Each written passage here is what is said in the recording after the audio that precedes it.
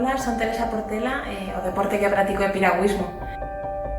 Entre os meus logros deportivos máis importantes, penso que se teño que elexir un, quedaríame co Mundial do ano 2019, no que conseguín a medalla de bronce e a clasificación para España para os Xogos de Tokio 2020.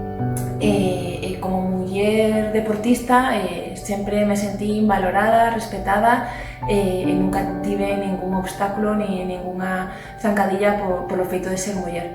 Entonces, contenta por como a xente sempre me tratou. Moitísimas gracias e un bico.